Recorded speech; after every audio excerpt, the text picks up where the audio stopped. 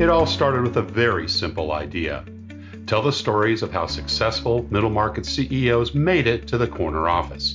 I'm Brant Handley, founder and managing director of Resource Options International, or ROI. We're the USA's premier executive search firm focused exclusively on empowering middle market companies to attract, hire, and retain A players while transforming top executives' careers and lives.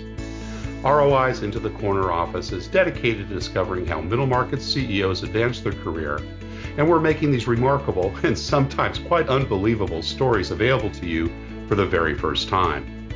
Listen and learn about the challenges they've overcome, the interesting people they've met along the way, and the lessons learned that steered these executives' unique journey into a middle market corner office of their own. I know you enjoy these CEO stories as much as I've enjoyed recording them. So thank you for listening today. And if you like what you've heard, rate us on iTunes or wherever you get your podcasts. I'm looking forward to you joining me on the next great middle market CEO adventure into the corner office.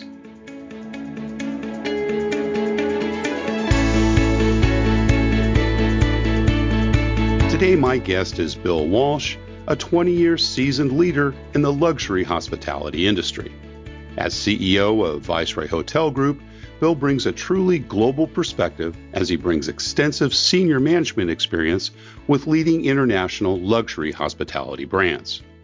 His passion is in creating properties that deliver a contemporary interpretation of luxury, built on the solid fundamentals of good old-fashioned hotel keeping. Since taking over the helm at Viceroy, he's added 7 new properties and is preparing for the opening of new hotels in Cartagena, Portugal, Panama and Serbia soon. Bill Walshe, welcome into the corner office. Thank you. It's a privilege to be here. Oh, it's wonderful to have you here. And we spoke a couple of weeks ago. We're now into the new year 2020 and lots of exciting things ahead, I'm sure, with regards to the Viceroy Group. Looking forward to hearing a lot about that. But we always like to kind of start with the early years. And I know you've got an international story from your growing up period. So let's start with that. Tell us a little bit about where you grew up and, what your early family life was like. I grew up in Ireland. I was born in Dublin, and then we moved to Limerick, which is a little further south in Ireland. Yeah. And I grew up in a small family, in a small home, in a relatively small town, never believing or imagining for one second that 52 years on, I'd be talking in a situation like this about the career I've been lucky enough and privileged enough to have. Awesome. From an office in West Hollywood in Los Angeles, looking out towards the Hollywood Hills, the Griffith Observatory, and the Hollywood sign. So I sometimes have to sit back and just allow myself the enjoyment of how fortunate I've been, and remind myself that there were many happy accidents and fortune along the way. But I got to where I am from that humble origin in Ireland by working for and with some extraordinary people who molded me into the individual that I am today, allowed me to express the individuality that I have, and to enjoy this great career. And it didn't start in luxury. It didn't start in a very exciting way that people would dream of.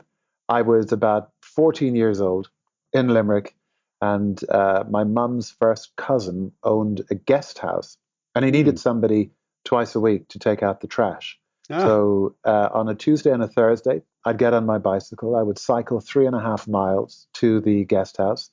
I would take out the trash cans for collection the following day. And at the end of that following day, I'd get on my bicycle and cycle back over to bring the trash cans back in. So it's been a career that thus far has literally taken me from the trash room to the boardroom, to the executive suite, and everything in between. Everything in between. And then, believe me, there are moments in the boardroom when I look back at just how easy sometimes you wonder which job was room. easier. Yeah, exactly. Well, you mentioned your mom. Small family. You'd mentioned. Do you have brothers and sisters? Yeah, I do. I have 2 brothers and a sister. Right. One of my younger brothers here in the US also. He's recently transferred from Europe to become the CEO of AMV BBDO USA. He's in charge of the ad agency for the Americas, which is fantastic. Great. A great job. So I'm very proud of him. Yeah. The family working class, were mom and dad professionals? What were their occupations? We would have been whatever the Irish equivalent of middle class was back in those days. The family business was advertising. Okay. So no surprise that my brother stayed in that. Your brother followed that route, it sounds like, right? And I think I was expected to back in the early days, but literally from that first engagement with hospitality, seeing what happened in the guest house, then getting a job in a local hotel, I knew from the age of 16 what I wanted to do. I only applied to one hotel management school that I wanted to attend. Wow. And I was absolutely fixated on it. And you know, if I hadn't got in, who knows what would have happened. But I did. There would another path and I've been in this industry every day since, and I adore it since you were 14, technically, right? Yeah. What were some of the early lessons that you learned in maybe some of those jobs, or maybe from mom and dad, things that inspired you early on in life?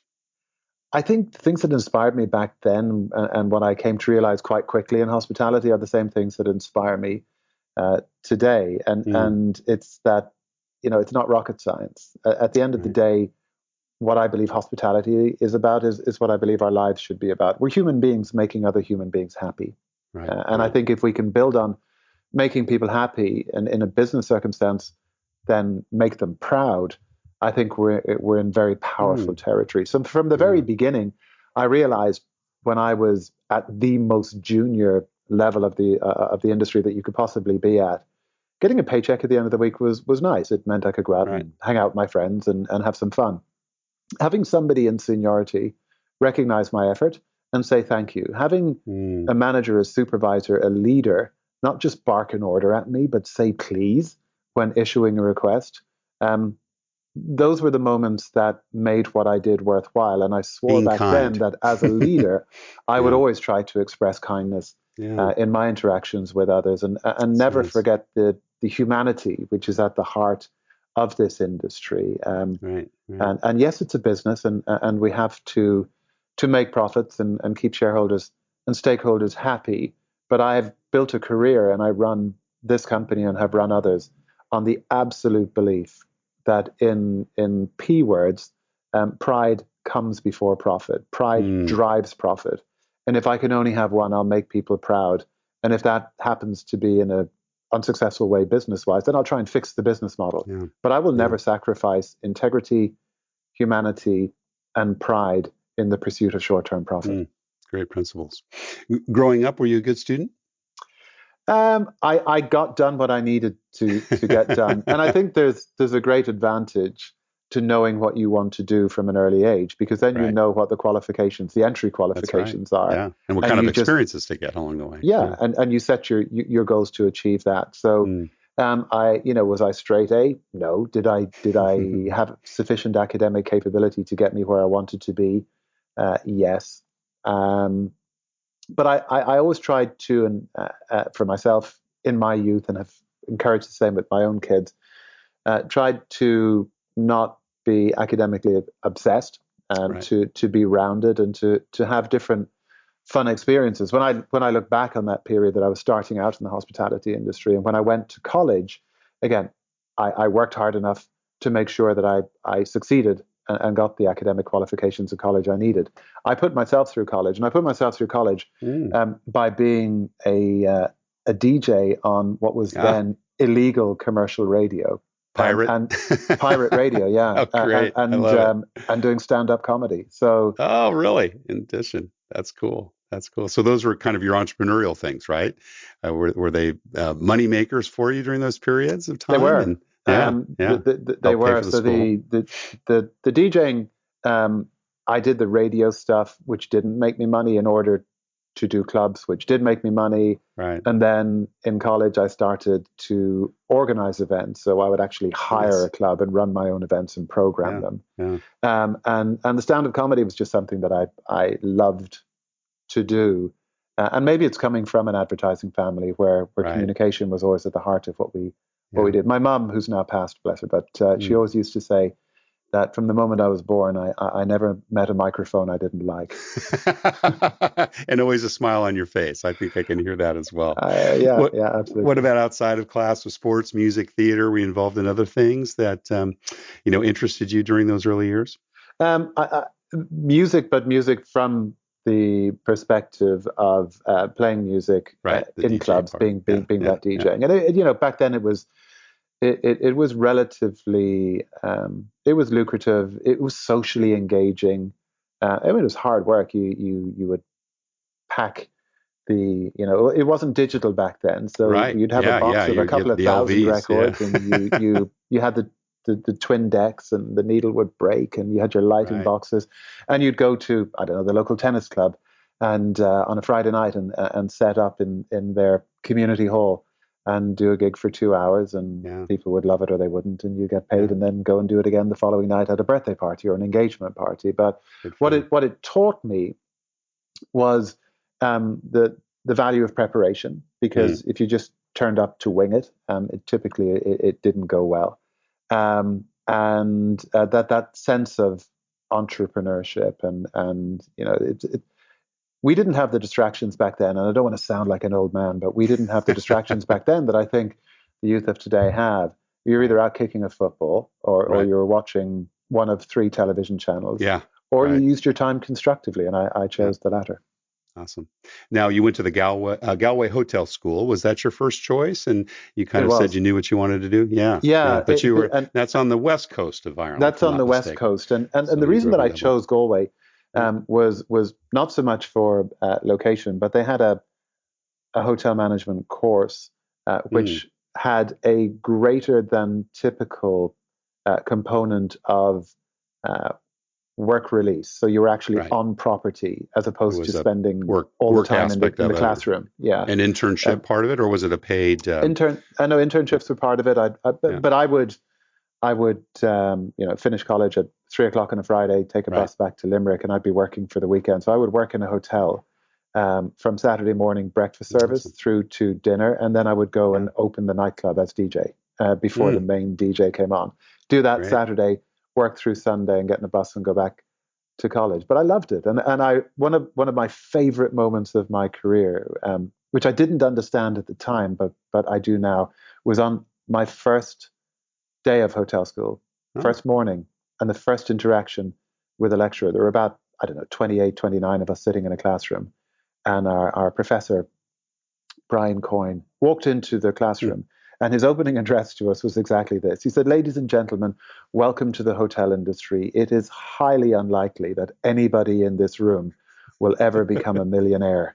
But my God, you will live like one." What a great opening line. And it was a great line. And it's been true that this industry has taken me across Europe, to Asia. I spent 7 years living in Dubai. I've been here in the United States since 2012. I've seen the world. I've made great friends and partners. We do look after each other. You get very well treated when traveling. And it's been an extraordinary and pleasurable journey. Yeah, fantastic. What a memorable thing. And of course, to even remember his name, that must have made a huge impression on you.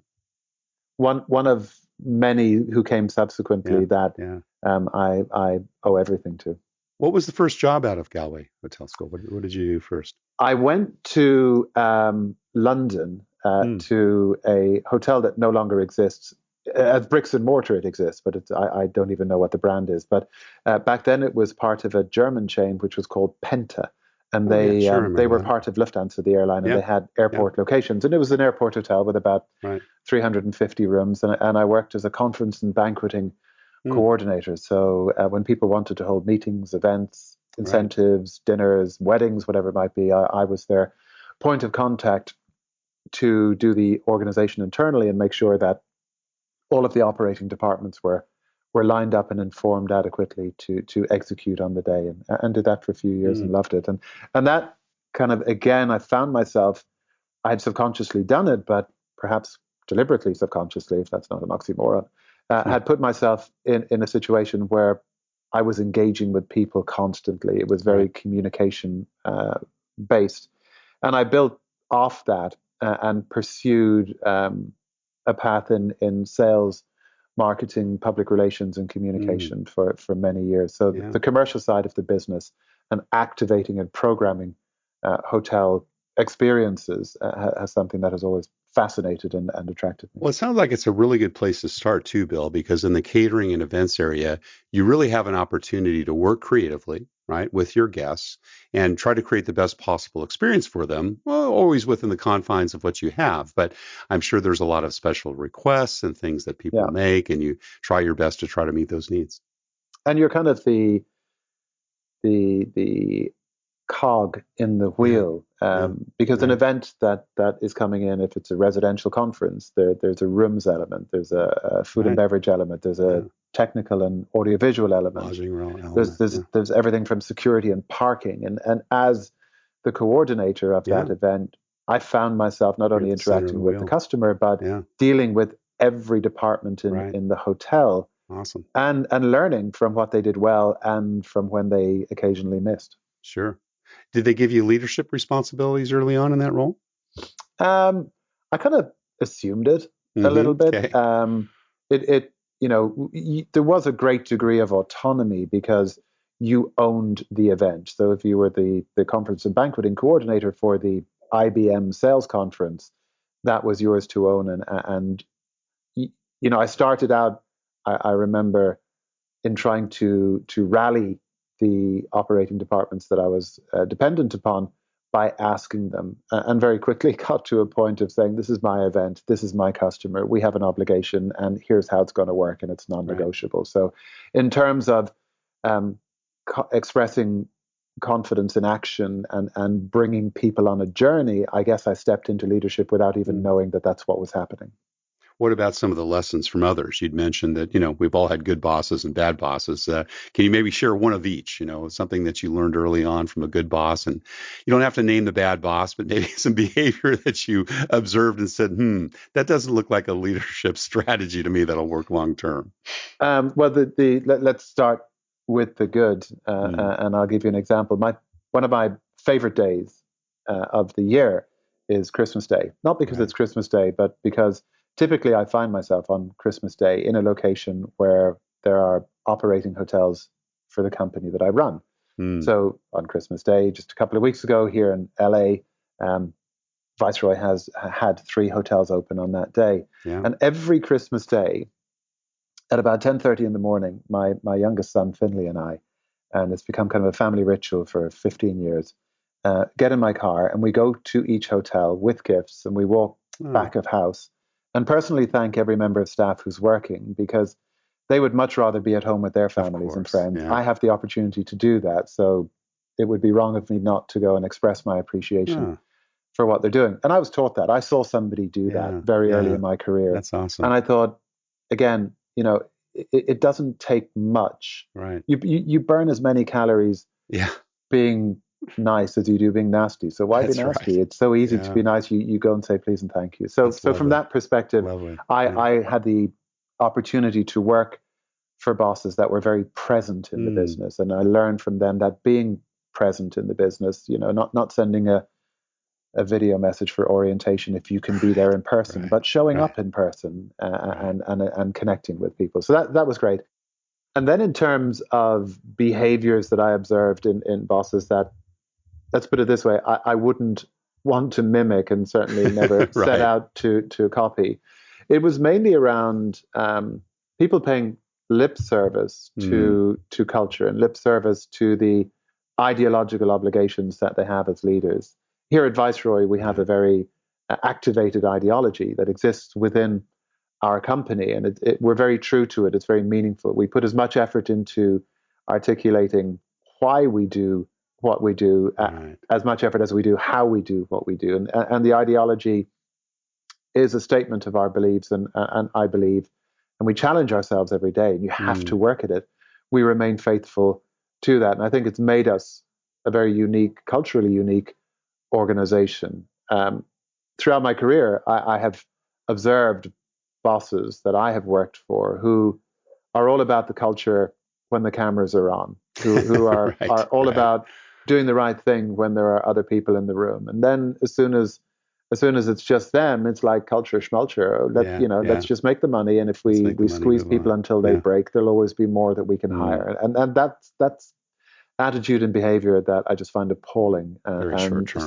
seeing it in up close and personal on a couple of occasions just made me want to be completely different. So even though I didn't like the people, I thanked them for being the people they were, because it made me want to be not them, which made me who I am, if that makes sense. Great approach. I love it. Thank you, Bill. Tell me about the first time, or do you remember the first time you started managing people? And if so, where was that? I think the first time that I started to manage people would have been at the Royal Garden Hotel in Kensington in London. Okay. Where I was the director of sales. So I assumed team responsibility in a sales and marketing department of this beautiful hotel overlooking Kensington Gardens, then the home of Princess Diana and Prince Charles. Right. And was the first of many occasions when I realized what a humbling experience it is to manage great people, and to realize that even though we're called leaders, sometimes the best leadership is to follow those who work for you, give people the latitude to do what they need to do, and celebrate their achievements and their failures with equal vigor. Yeah. Well, and you've had a terrific career. Let's talk a little bit about that and your rise to the CEO position there at the Viceroy Hotel Group. I know that you spent a couple of years with Conrad, and then we spoke when we talked about your 7 years at Kempinski. Great hotel chain. Love being there. And you kind of came up through sales and marketing, correct? Where were you based with Kempinski? Initially, I was based in London, running the London regional sales office. So, and Kempinski had no hotels in the UK, so it was outbound selling to a brand that was relatively unknown. And then over the period of my time with the company, I want to say I think Kempinski had about 16 hotels under management when I joined. I think there was about 42, 43 when I left 7 years later. So it was a time of great growth, great momentum. And over those years, I took more and more responsibility and was essentially running the non-operation, the commercial side of the business from sales, communication, innovation. Great training ground there, I imagine. It really was, a 100-year-old brand, and a brand that was going through some type of reinvention to make sure that it stayed relevant in the fast changing times in which it was operating, with more and more competition coming to market every single day. Great hotels and great fun, a great grounding for me, a great launch pad. And then off to Dubai for 6 years. That would have been very interesting. How did that come about? Was that a recruiting opportunity, or? It was one of those moments that Gerald Lawless, who is arguably in my view, the greatest hotelier this planet has seen. I mean, Gerald had heard about me. I'd heard about him. There was an opportunity to go and head up sales and marketing for Jumeirah. We met. It was all happening. Then 9/11 happened. And I remember having a conversation with him because I'd been offered the job pre 9/11 and post 9/11. Just that same year, right? Wasn't it 2001 that you went down there? Yeah. And the world was in turmoil, and I remember calling Gerald and saying, "I presume it's off." Because of the effect on the business. And he said, "Bill, you're going to be running sales and marketing. It's more on than ever." Than anything else. Isn't that the right attitude? Yeah. So moved out there in December of 2001. My eldest son, Lucas, was 9 months old at the time. My second son, Finley, was born there. So it was an amazing time in my life. It was an amazing time in my career. Extraordinary place. Wonderful hotels. A lot of change over that period as well, I can imagine. Yeah, I mean, there was a luxury hotel opening every week, it felt like. The market was growing. Emirates Airlines was adding new routes all of the time. And working for Gerald was inspiring. I learned so much from him and the team that he had working for him, and the team working around me. So a very, very fun time to look back on. And then you took your first CEO job. Now, did you return to Ireland with the Doyle collection? I did. So I felt I was in a place where I wanted to lead a business. Right. I had an opportunity to do so with the Doyle collection, which at the time was called Jury's Doyle Hotel Group. Right. And the company was just coming through a take private, so it came back off the stock exchange, back into family ownership. Right. The portfolio was broken up. We got rid of some assets that didn't fit the vision going forward. We renovated every hotel. We rebranded every hotel. We relaunched the company and did all of this in the midst of a pretty brutal economic downturn, which was actually, with 2008, hindsight, yeah. a benefit. You made those changes right at very strategic times, both those jobs. And if you're going to take room inventory out of the market to renovate it, then you might as well do so when there's lesser demand. Right. So, and as an Irishman, I'm very proud to be Irish and to have my first CEO role based in Dublin, the town of my birth, was very special, and it was an incredible ride. A great, very proud family who owned that business, and I was proud to be a participant with them, to be the catalyst for change as they went from being publicly traded to back being privately owned and reset to relaunch the company, and it's flourishing today. I'm delighted to see what happened, and then the call came. To come to LA. 8 years now at Viceroy, and I think this is the longest stint you've had, I think, in any of your previous jobs, if I'm not mistaken. Yeah, I think 7 is kind of my sweet spot. But if the shareholders of Viceroy are listening, that does not imply anything. I'm deliriously happy doing what I'm doing. What was the attraction? I've been very fortunate to have had the opportunity to work based in Europe. When I was with Kempinski, there was an alliance with a Thai hotel group called Dusit, and I spent a lot of time in Asia as part of that. I'm familiar with. Yeah, correct. Mm-hmm. So I'd worked Europe, I'd worked Asia, I'd had 7 years in the Middle East, and I thought there's a continent missing here, and it's pretty obvious which one it is. And it's not Antarctica. Yeah, exactly. That's next.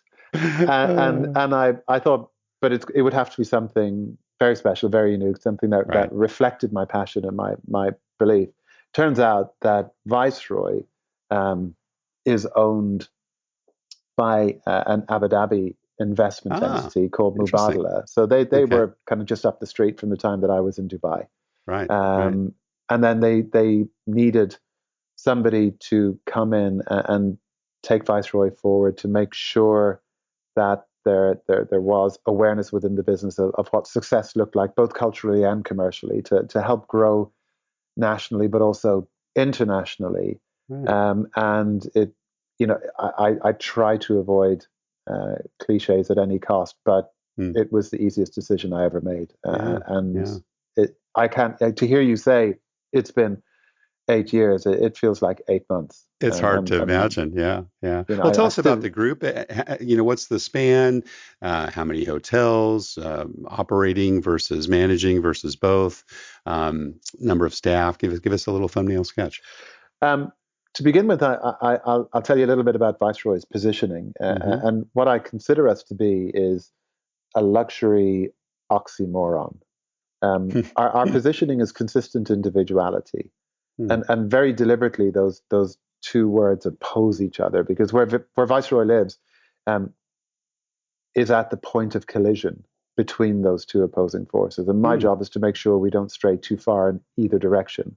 I'll explain that. We need to have a sufficient degree of consistency in the company to make sure that our processes are strong, that our platforms are robust, and that we can do what we need to do well every time. Right. But doing something well every time doesn't mean doing it the same every time. So I have to ensure that the consistency we have in the business stops short of suffocating what luxury is about. And that is individuality, spontaneity, authenticity. Every Viceroy is one of one. We're unique and sympathetic destination.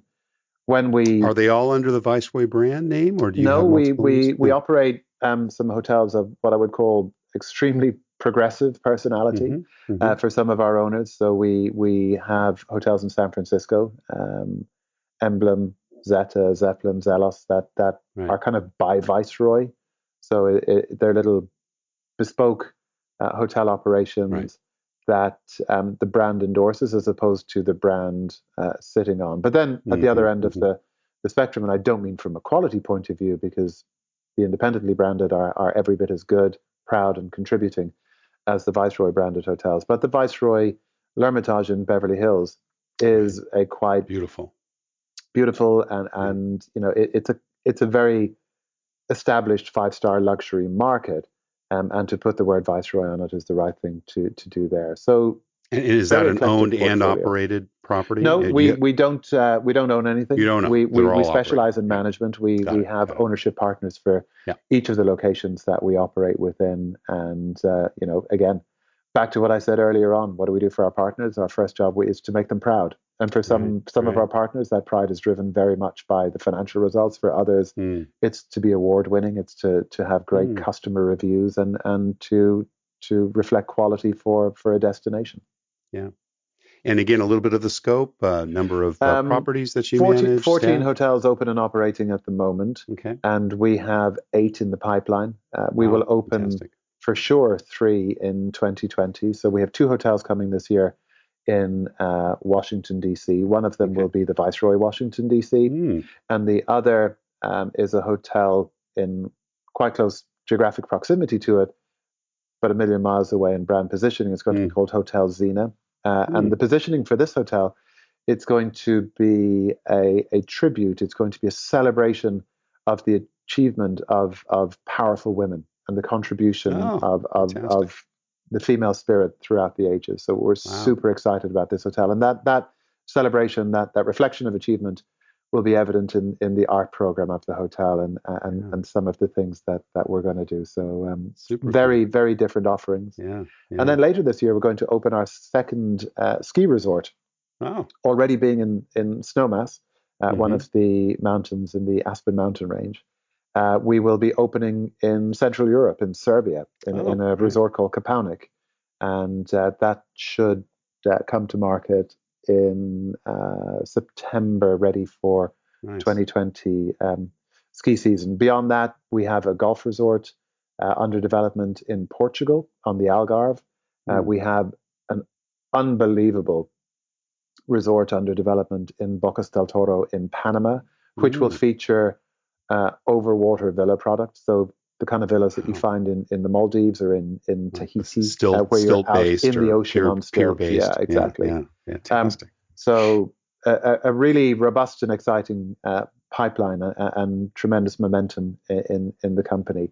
The way you describe them, I want to go on vacation this weekend. So to reach out and find out. And total staff, what's your current footprint? Two ways to answer the question. From a corporate perspective, we're very lean in the way we run the company. We've got great people who are very involved. So there's about 60 people in total at a corporate level. Right. The majority of whom are based here in the office I'm speaking to you from in the red building of the Pacific Design Center in West Hollywood. Okay. Right. And we have colleagues in different parts of the world. And then across the operating portfolio, we're about 2,500 people in total. Yeah. And those are your employees, technically, right? They're on the Viceroy payroll. Depends on location to location. In many cases, as a third party, as an independent management company who is running a hotel on behalf of an owner, the staff of the hotel will actually be on owner payroll, but we manage them. And in other locations, there are staff. So the business model changes according to where we are. The relationships. Well, it sounds like you're on a very growth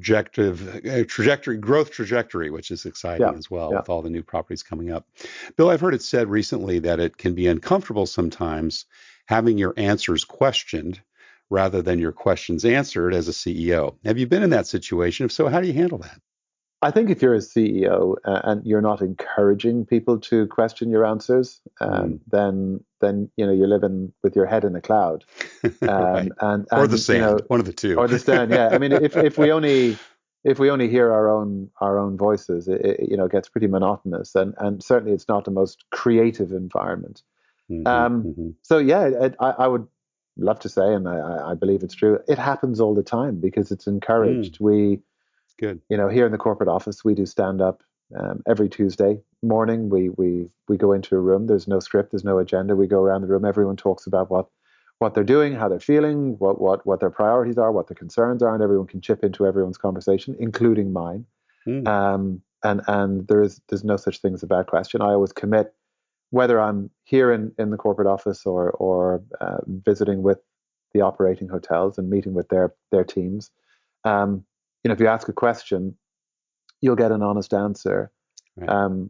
If I don't have the answer, I'll try and find it and come back to you. And on very rare occasions, the answer might be, I can't answer that for reasons of confidentiality or sensitivity. But if that's the answer, it will be honestly delivered. But I don't believe in presentations. I believe in conversations. It needs to be a dialogue, and then you back that up by having, other companies call them colleague opinion surveys. We call it a colleague pride survey, which gives people the opportunity anonymously to express a view, to put comments, and to rate how we as leadership and how I as CEO am doing.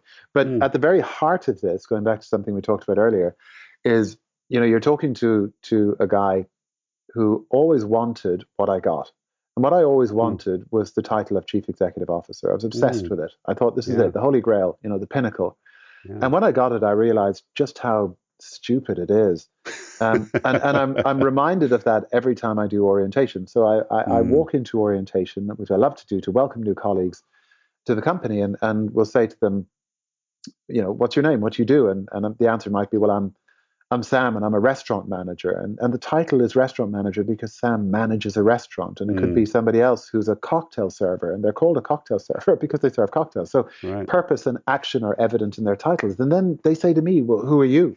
And I say, well, I'm Bill, and I'm the chief of the executives. And it's meaningless. There's no purpose evident in my title. So I rebrand myself at every orientation. I say, guys, don't think of me as the chief executive officer of the company. Think of me as the chief pride officer of this company, because my purpose is to make people proud. And if I'm not doing that, everything else that I am doing is utterly irrelevant. Yeah, that's great, Bill. How would you say your leadership styles evolved over time? I think I've had to get better at doing the things that are less nice to do. Because as a leader, sometimes you have to make decisions which are in the best interest of the business, frequently in the best interest of an individual, but they can be difficult messages to deliver. Give us a recent one that you can share with us. I won't pick any one because it wouldn't be appropriate, but what I'm talking about is holding people accountable. It's giving critical feedback on the occasions it's required. On some occasions, it might be having to make a change. And it's never an easy thing to do, because as a believer that our role is to be human beings making other human beings happy, sometimes you end up having to make them unhappy, or make an individual unhappy in order to do the right thing by the greater collective and the greater group. So, and I was very bad at that. I remember speaking to somebody I admired once, and I said, look, what is the one thing that I should keep in my mind as a leader to constantly do well? And he said, let me answer it this way. The thing that I see executed least effectively in leadership is the ability to make people-based change on time. And I'm terrible at that. I mean, it can, I know something has to happen within a business, but getting to the point of execution of that action is difficult. So absolutely. I think my leadership's, I hope I've always been present as a leader. I hope I've always been accessible and communicative as a leader. Being a leader means making tough decisions, and sometimes they're not popular decisions, and that took me time, and I'm still working on it, if I'm honest. Yeah. One hopes that it always evolves as well, right? Because there's always going to be new situations. We're running out of time. It's been a great conversation. A couple of questions more just to top us off. What do you look for when you're making bets on the people you invest in and hire, Bill? I want to hire people for the position they'll be in 2 positions from now. I think that certainly when there's any component of leadership or supervision involved in the role, I'm always looking to see will the front office manager have the potential to be a rooms division manager, have the potential to be a hotel manager, have the potential to be a general manager? So I think it's looking for future potential. There's a lot of people out there. Do you manage that by looking and asking about their qualifications, or is it more in attitude. their passion, more in what they? It's passion. I mean, I'm a believer that pretty much anything can be trained. Maybe not open heart surgery, but hospitality is not open heart surgery. That's right. That's right. One of my idols in industry is Danny Meyer, the founder of the Union Square Hospitality Group, and then later founder of Shake Shack and many other businesses. Danny talks about the 51%. It's about, if you're looking at the balance of skill to attitude in a candidate, if skill is a greater proportion of what's evident to you than their attitude, don't hire them. If attitude is present and you're worried whether or not they have the skill set, you can give them the skills. Right. So that's what I look for. Yeah, awesome. Last question, Bill. What career and life advice would you give to someone who has their eyes on the corner office, as you did earlier in your career? I would say be true to yourself. Celebrate the intention of an action as vigorously as you celebrate the outcome of an action. I think we have ended up living in a world where perfection is expected, and anything other than 100% achievement is failure. I look at people like Sir Richard Branson, who, when you read his autobiography, he speaks as proudly, if not more proudly, of the businesses he launched that failed as the businesses that succeeded, because the failures seeded the successes that came. The learnings helped him be better next time. So don't get obsessed with perfection. Be prepared to fail. Say please and thank you, and don't forget to laugh. And finally, and not everyone agrees with this. This is where I am. Work to live. I know too many people who live to work, to the exclusion of parts of their lives that should be satisfying, should be extraordinary. And never forget that we have a short time on the planet. Let's enjoy it along the way. Yeah. Right. Bill Walshe, CEO at Viceroy Hotel Group, thank you so much for sharing your journey into the corner office. My pleasure. Thank you. Thank you for listening to Into the Corner Office with Brant Hanley. We hope you enjoyed hearing our guest CEO story as much as we did. If you want to hear more CEOs reveal their journey into the corner office, please subscribe via iTunes and tell your friends and colleagues. For more information about Brant, Resource Options International, and the mighty middle market, visit www.goforroi.com. We look forward to having you join us for our next episode.